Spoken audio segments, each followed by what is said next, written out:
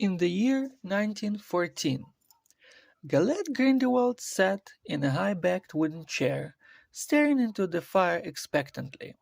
He was alone save for the fire elemental he had just summoned. Several weeks ago, he set the creature to spying in Muggles' fires for any war intel he could discover on when and where their next bombs would be dropped. Wizard civilians dying because Muggles were entirely too stupid to get along was not acceptable. While Galet's own visions were often helpful and always accurate, they were not under his control. He could not bring them on at will. When he needed to know when something was going to happen, he had learned to employ other methods. Elementals were his current favorite, and he had always had an affinity for air and fire. "There is nothing to report." The voice of the fire elemental crackled like the fire in which it hovered. "Thank you," Gellert said, dismissing the salamander-shaped flame creature with a wave of one elegant hand. "It was always wise to thank the elementals even if they brought you nothing, else the next time you called upon them, they may not even be that helpful." Gellert Grindelwald understood the way he currently felt was irrational and would do him no good. Feelings of frustration and hatred did not make for a clear head, and someone in his position needed a clear head. Forming a wizarding resistance was far more difficult than he had expected even in these trying times. He had believed that this war would open the eyes of wizarding kind to the fact that Muggles could not be left to their own devices. For centuries, they had been a danger to wizarding kind, and now, with the rapid development of their technology, the danger they presented was growing at an alarming rate. This could not be tolerated. To Galet's surprise, the fire elemental did not vanish away at once, as its kind usually did when dismissed. Instead, it lingered, weaving about in the flames in a nearly playful dance as it gazed at him with what felt like a thoughtful regard. Once it would have been wise to employ the wood sprites to spy out such matters, for these attacks must originate outdoors. The elemental crackled. As humans grow more greedy, the sprites withdraw more and more, rarely emerging. Gellert blinked in confusion. "What does human greed have to do with the sprites?" he asked, intrigued. The elemental shook its head, causing the flames to crackle around it in evident annoyance. "You prove my point," it said, and Gellert thought he could feel sadness emanating off it at that. "You are unaware. Even wizards have forgotten." Gellert simply waited, knowing that if the creature would give him a more complete answer, it would be in its own time. Humans used to placate them with milk and other such offerings of respect, and the wood sprites maintained the weather. The placations were forgotten, so if you notice the weather being frequently more unpredictable, this is why. "Truly," Gellert said, frowning in thought, "I never knew. Unfortunately, our education system in wizarding schools are sorely lacking," he sighed. "And your parents no longer pass down the lore," the fire elemental crackled in its question. Gellert stiffened slightly, but shook his head. "Not to me. My parents were killed when I was 3 years of age."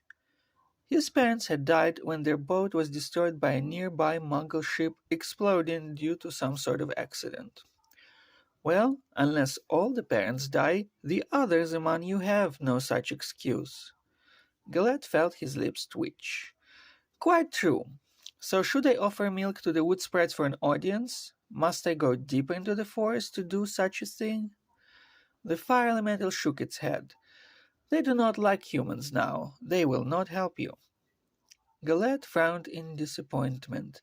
Then he remembered that he did not take no for an answer and grinned. This time, when he thanked the fire elemental, it vanished away as he had expected it to do previously. As soon as it was gone, he apparated away as well. He had a bit of research to do and a lot of milk to buy. 3 hours later, He had tweaked his elemental summoning spell to draw wood sprites rather than elementals. After taking a few minutes to commit it to memory, he apparated into the middle of the Black Forest, armed only with 5 jugs of milk. Gellert had always believed the Black Forest to be the most magical forest in Germany, so if wood sprites were anywhere, they should be here. He settled himself on the ground cross-legged with his back to a massive oak. Next, he arranged the jugs of milk in a wide circle around him, with precise flicks of his wand. He opened each jug in turn so that the scent of the fresh milk could permeate the nearby surroundings. Then he took a deep breath and began his summoning. This sort of summoning edged closer to a dark binding rather than a gentle request for an audience, and if it worked properly, it should be very uncomfortable for any wood sprites to ignore his call. Gellert cast the summoning over and over, the spell gaining power with each casting. Even before he achieved results, he enjoyed the feel of the magic passing through him, seeming to expand his own power as its wielder. Gellert expected success, for all of his summoning of elementals and like creatures were successful in the past. For this reason, when he heard one of the jugs of milk thumping over onto its side, he was not at all surprised when he turned to see a small, grey, wizened creature sitting astride it. When he met the little thingy's eyes, it frowned before bending to slurp up the milk that pooled rapidly from the toppled jug onto the green moss of the forest floor. A human has never sought us out. Not an it, a he, Gellert decided. The voice was too low and raspy to be feminine. I'm special, he told the wood sprite, with a bold grin.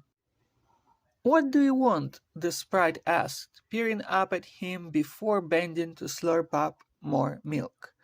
You seem thirsty, Gellert observed. Hungry, the sprite replied. They stopped feeding you? Gellert said, and the sprite nodded, frowning down at the now dry moss. Gellert chuckled. There are 4 other jugs left, you know, he pointed out. Ah, yes, the sprite agreed, then leapt to the next jug, toppling it as he had the first so that the milk pooled onto the moss for him to drink. What if not only I feed you, but give you a way to make them feed you again as well? He asked. The little sprite looked up, interested. You and as many of your kind as you can tell, in fact, Gellert continued. I will show you how to feed on the anti-magic that poisons the world, and you can help to bring the downfall of those who create such anti-magic. The wood sprite suddenly snarled as it lunged up from the milk at which it had been idly lapping while Gellert spoke. What have you put into the milk, wizard? Gellert smiled. Just a taste of what you needed to become better. More. Gellert's experiments on animals during his final days at Darmstrang had failed, because his ideas were better than the animals he used to carry them out. Since then, he had discovered that he needed stronger carriers for the magical enhancement that so tantalized his imagination. Immortal beings and elementals took change far better. The sprite was already changing before his eyes, in fact. His grey tree-trunk-like body, with vines for arms and legs, was turning green and scaly. Rather than twiggy-looking fingers, the sprite's 3-fingered hands now sported razor-sharp claws. What have you done to me? The sprite asked. I have fed you milk mixed with the oil and ground metals of Muggle machines. They fly these machines in the air and drive them on the streets. They use them in their factories to make furniture and clothing. With them, they pollute the world. I've used the blood and inner workings of these machines to make you stronger and to give you a taste for them as well. You will grow strong when you climb into any of these machines to feed and play. Play? Gellert nodded, grinning. Tearing them up, taking them apart, reveling in their complicated inner structure could be quite the game. I love games, and something told me your kind has gotten bored. Games are just what you need. Why? Because they grow stronger, and to survive, we all must grow stronger as well. I have made you stronger, Gellert explained. What do you want? Once humans gave us milk to leave them alone, and now you give us change and a new way? What do you want, wizard, in exchange for your gift? There it was at last. Gellert felt his heart leaping as victory came into view. I want you to help me to take them down. Make their machines crash from the sky, make other machines explode in their faces when they're on the ground. Give them hell. The sprite grinned. Done. Gellert extended a palm, and the sprite touched his small and now scaled hand to Gellert's own. Gellert Grindelwald, he said in a way of introduction. That, and he wanted the creature to have an anchor to find him again. A name made quite the powerful anchor. I'm new now, so I should have a new name as well, the sprite replied after a second of hesitation. I think I would like you to name me Wizard Gellert Grindelwald. Gellert studied the creature for a moment, then grinned. How do you like Scratch? Scratch grinned back. I like it. Look, Gellert offered. As he spoke, he reached into a pocket of his black robe and extended a mirror. Its inner light showed the sprite his reflection. Ah, the creature breathed, staring at its own countenance, not in displeasure. Gellert suppressed a smile of relief that the little creature seemed to like the changes he had brought about. One could not afford to show triumph or pleasure until the deal was sealed. Still, he was so close. What I would appreciate from you now, Scratch, is if you would share the rest of this milk with all of your kind that you can get to drink it. As you have already ingested quite a lot, I believe you shall be the strongest of this new race of sprites. But you should share your strength so that your people may grow mighty. Scratch grinned, nodding eagerly. I will call upon you personally from time to time to check in and see how things are going, as well as to see if you need any help, Gellert continued. Help? Gellert nodded. I don't see you encountering any serious problems, but if there are things you don't understand, or if unforeseen problems arise, I will help you. I have made you what you are now, and I owe you that. Scratch nodded. I would appreciate it if while running amok in Muggle machinery, you and yours spy a bit and tell me what they're doing, if you could be informants, as it were.